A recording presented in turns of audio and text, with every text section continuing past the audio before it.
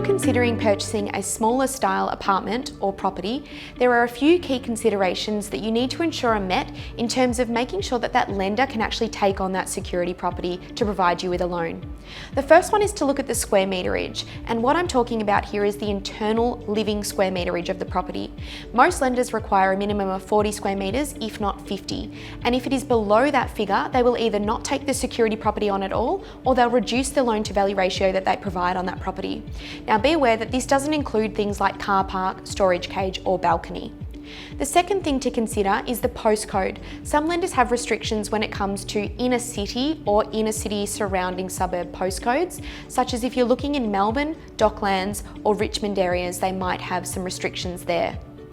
And the last one to consider is whether or not it is a studio where it doesn't actually have a separate bedroom, if it's a serviced apartment, or if it's something like student accommodation. Typically, these types of properties will raise some red flags with the lenders. So there you go, guys, just some considerations if you are looking at purchasing a smaller property to ensure that it still meets a lender standard and that you are going to be qualified for that home loan.